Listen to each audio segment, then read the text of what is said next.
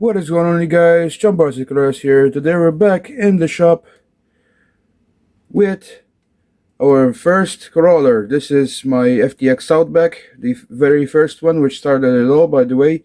For all the new ones, which haven't seen maybe my older videos or are new to the channel, welcome here, guys. Everyone is welcome, and I really appreciate your support. And feel free to comment and support my channel, guys, if you're new here.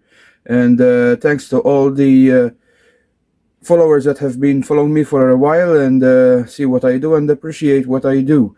And thanks to everyone who appreciates and sees my work. Anyway, this is our very first scroller, and this is pretty mint. This crawler is very nice. I keep my cars very nice, but I did some upgrades to this chassis, like everyone does. Factory, by the way, upgrades like aluminum stuff, like I got the aluminum steering knuckles and stuff. And a few months ago, or a year now, I don't know actually, you may see it, I did a video changing out the dog bone style front axle shafts which come with this originally 2CV ones, which are upgraded and you can get from FTX as well. Now those are much more better, granted, but I've heard of this issue before, but now it attacked me. I will show you by quickly removing this wheel. I already loosened it. First you obviously have to get the wheel off so you can work.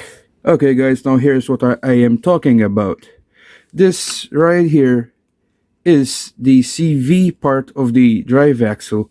Now if I rotate that, here you can see this. This is the pin which holds in the two halves together. And the problem is with these, you can barely see that this pin, these after time when they wear, they get loose and they come out, and you either end up losing them or they lock up your drivetrain or brake or whatever. What happened to mine is when I went to put my car in storage, I was like, why is this locked up? The pin had came halfway out on the other side. I already fixed the other side. I'm gonna show you a trick to fix this, by the way. The problem is that it comes out and like you lose it or lose everything, and I hate to destroy these drive shafts because they're very nice, these drive axles. And what I'm gonna show you today is a little tip and trick to prevent this from happening, because I really like these CV axles. Only this thing is what's wrong with them. Now on other drive axles, like on my SCX10, they have a locking ring which goes on the outside of the pin, so it prevents it from coming out. But on this, yeah, for some reason they don't do that. So we're gonna fix that today with this. This is a electrical, they use this in electrical stuff. This is called heat shrink. This is a little piece. I cut this from a very long roll, and I found this random in my cupboard, and this fits exactly on the outside of the axis. So what we are going to do is slip this part on this part where the pin is coming out. So this heat shrink will hold the pin from coming out. This is the tip mainly, so I'm gonna show you how you're going to have to do that. First, obviously, unscrew the wheel, get the wheel off. Then you have to get this hex off. There we go. And mine, yeah, haven't been removed in a while, so excuse me if the stuff is a bit dirty.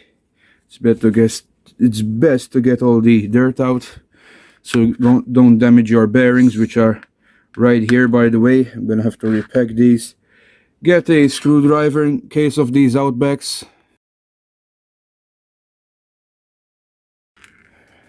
First you have to get the steering knuckle, which is this part off, guys. I'm gonna take the screw out as well, which holds the steering links. Alright guys, so with the links out of the way, you can pull this out. The drive shaft's gonna come out with it, just like this. And this is the drive shaft. Well, that is dirty. Haven't been in here since I installed this, and didn't use the car that much, but believe me, when you're on the trails, stuff gets dirty.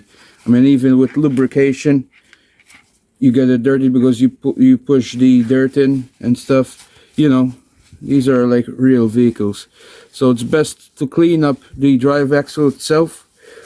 This is the drive axle right here, guys. This is what we are going to be playing with right here. This is the drive axle which I replaced. Now, what I was talking about, if you maybe didn't understand because it was still in there, you have this pin which holds everything in.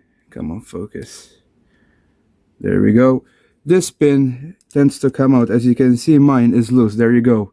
It came out. So what we're gonna have to do is, I have this small pliers. You get that pin out, as you can see, and this holds everything in. It's just a cup, and this drive axle just holds in with this pin. And these are all the components that you have. This is the whole drive axle. So I have some stuff in the way. So what you're going to have to do is get some brake clean. You can use brake clean.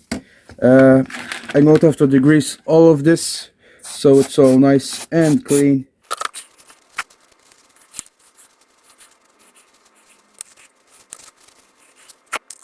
Okay guys, so now that the components are clean, these drive axles don't come lubricated most times, and this inner part of the cup, you can see this part where the other half goes in, is a crucial part to get lubricated. And this is the good opportunity to get a grease source. I have this huge grease syringe, which I find very handy in the shop to have. Just put some in there, a bit will come out obviously. And now see that that hole where the pin has to go is aligned. You push this in, and now what you have to do is get that pin back in there. We're going to reassemble this. We just cleaned it, so we had the opportunity to. That's why I told you to grease it.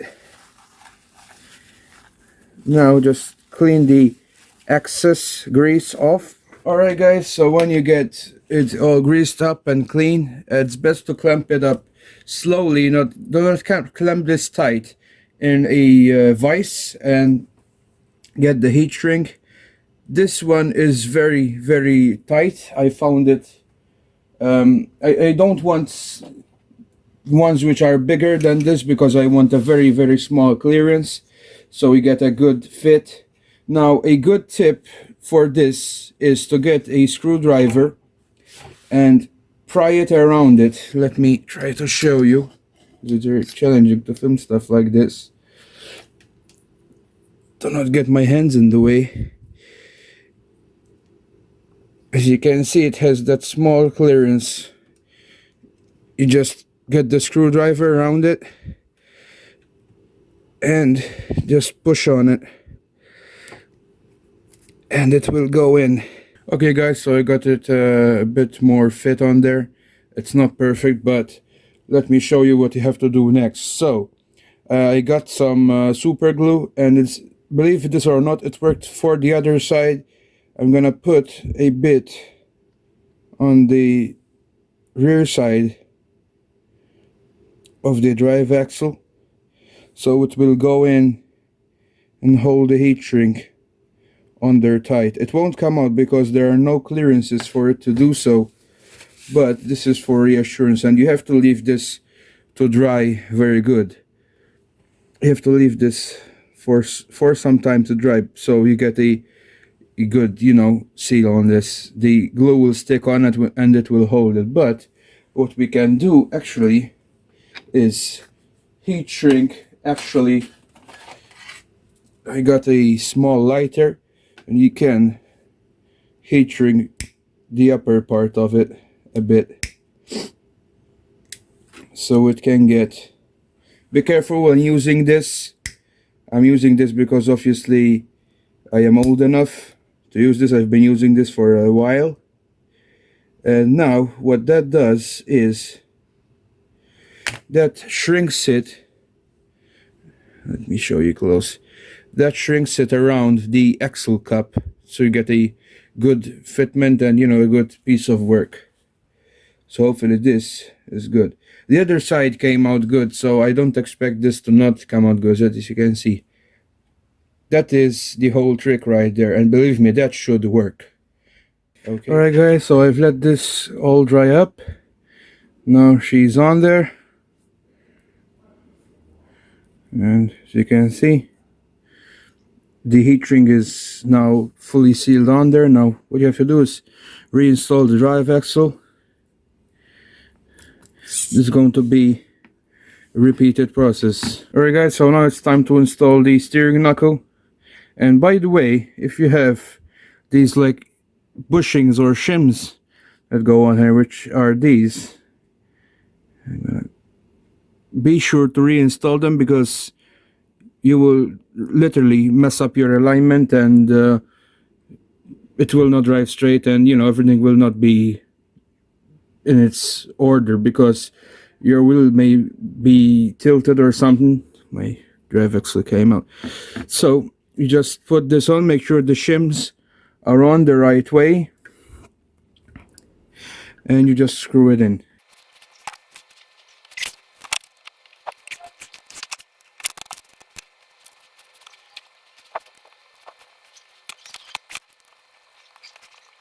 Okay guys, so next step, screw in the steering links. Next you can install the drive pin, which goes through the axle shaft to look in the hex, and install the hex itself and the wheel. Alright guys, so she's all done. We got the axles fixed, or I mean, you know, kind of repaired. They're being prevented from failing again. They're good axles, guys, don't get me wrong, I love them, they're better than the dog bone style, but this is the little thing which is kind of defective, you know, when it comes to performance and stuff. But she's all done guys. I went ahead and cleaned her up a bit, and now we can hit the trails again safely. And hope you guys liked this video. This was a little quickie. I wanted to share this with my community guys, so maybe if you have a car like this, or if any other drive axles come out like this with this kind of defect, you know, a little, you know, trick to do with them maybe to get them fixed up. But hope you like this video guys, and as always, follow me on my social media, Facebook page and local group, and see you in the next one guys.